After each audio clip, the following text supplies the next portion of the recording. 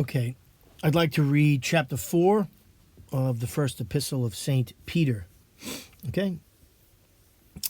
And here's a little summary of what's coming.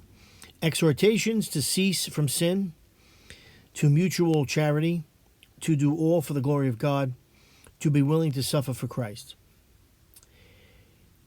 Christ, therefore, having suffered in the flesh, be you also armed with the same thought. For he that had suffered in the flesh had ceased from sins, that now he may live the rest of his time in the flesh, not after the desires of men, but according to the will of God.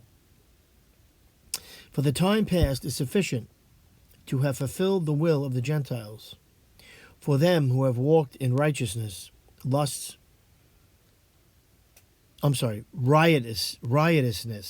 I take that back. It says, for them, he's talking about the pagans, for them who have walked in riotousness, which means drunkenness and whatnot, lusts, excess of wine, revelings, banquetings, and unlawful worshipping of idols, wherein they think it strange that you run not with them into the same confusion of riotousness, speaking evil of you, who shall render account to him who is ready to judge the living and the dead.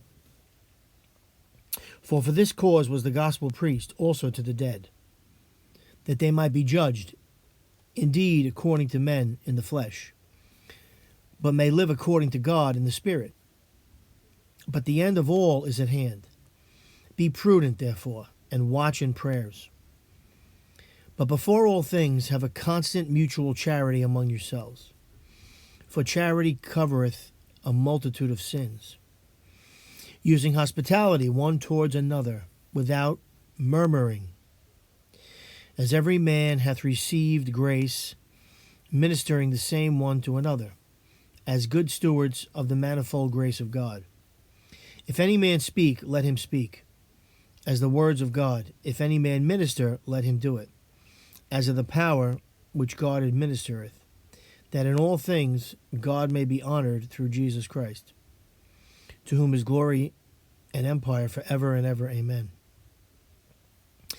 Dearly beloved, think not strange the burning heat which is to try you, as if some new thing happened to you.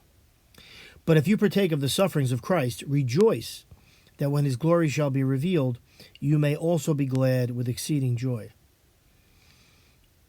If you be reproached for the name of Christ, you shall be blessed. For that which is of the honor, glory, and power of God, and that which is his Spirit, resteth upon you. But let none of you suffer as a murderer, or a thief, or a railer, or a coveter of other men's things. But if as a Christian, let him not be ashamed, but let him glorify God in that name. For the time is that judgment should begin at the house of God, and if first at us, what shall be the end of them that believe not the gospel of God?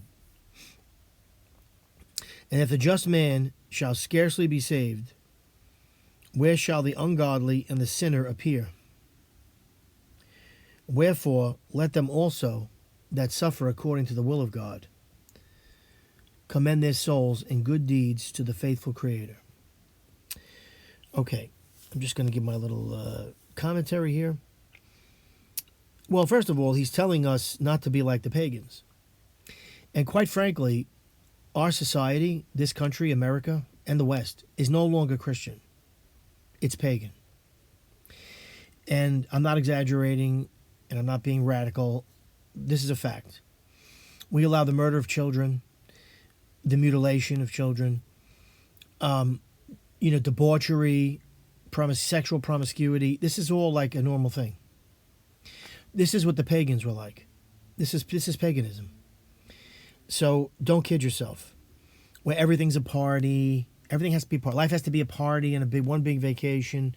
This is all focusing on, hedonistic. This is paganism. So St. Peter's saying, don't be like that. Not that you can't have a party, not that you can't enjoy life, but this is excessive. We're talking about. That's the focus of your life. Okay, and there are people like this. So don't go with these pagan types who are into getting drunk all the time or being debauched. Don't do that. Stay away from them. That's what he's saying. And of course, he says, if you have to suffer in this life for Jesus, do it. Do it with honor. You'll be rewarded for it. You suffer because you're a Christian, because you're doing the right thing, because you're standing up for the truth. He says you'll be rewarded for it. Okay? And let me see. There's one thing else I wanted to... and he says, like, speak, if you speak, but speak truth. Speak the words of God, okay? As opposed to speaking lies and going along with societal lies. That's what political correctness is. Forcing you to agree to evil. That's what it is. But a Christian resists that. It takes courage. And that's what Peter is calling us to do. Okay, hope you enjoyed that. Take care.